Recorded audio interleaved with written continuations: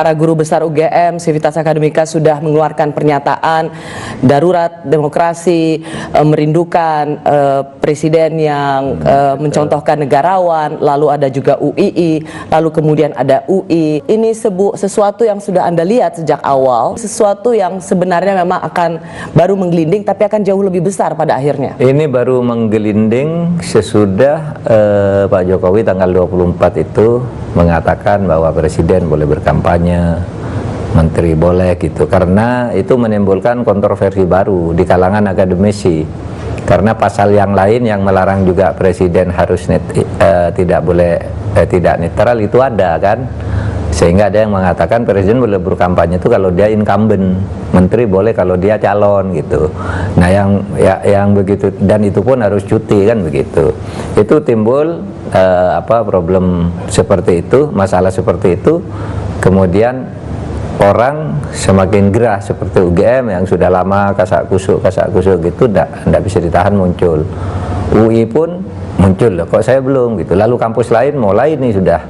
Saya dengar sih di beberapa tempat, tapi saya sama sekali tidak punya hubungan dengan itu. Saya ini sekarang kontestasi politik.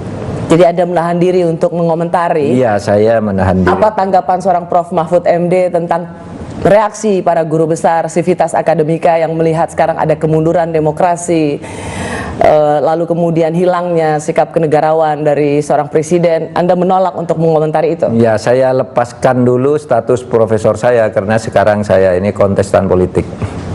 Nanti apapun yang saya katakan nanti ada yang menilai macam-macam. Ya biarkanlah kampus itu bergerak sendiri. Tetapi kalau saya sendiri memang ya pemerintahan ke depan itu kampus itu harus didemokratisasi. Karena selama ini kampus itu dikooptasi. Kampus itu palang pintu etika sebenarnya ya, yang selama puluhan tahun di Indonesia itu kampus, betapapun otoriternya negara, kampus tetap tangguh gitu. Nah yang sekarang nih saya lihat sistem pengelolaan kampus itu sudah terlalu banyak dicampur oleh politik, terlalu birokratis. Nah sekarang orang mau ngomong takut itu kampus apaan, saya bilang. Tapi saya tidak katakan ini ke publik. Kenapa? Saya Menko Polhukam. Itu urusan Menko Polhukam untuk PMK kan untuk mengatakan. Sebenarnya Anda sudah melihat itu, tapi Anda menahan diri. Lama.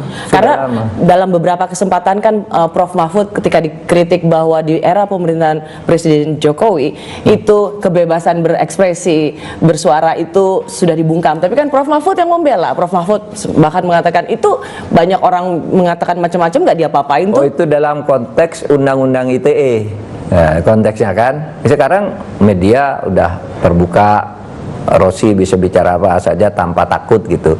Tapi untuk konteks kampus itu saya melihatnya lain. Misalnya begini, saya sangat tidak setuju pemilihan rektor misalnya harus mendapat dukungan 35% suara harus dari pemerintah, sehingga orang yang sudah menang akademiknya punya kewibawaan, pemerintah bilang tidak karena mungkin beda politik atau karena dicampuri oleh partai politik, lalu tidak jadi. Sehingga sekarang ada gejala orang kalau mau pemilihan rektor tuh membentuk tim sukses kayak partai politik.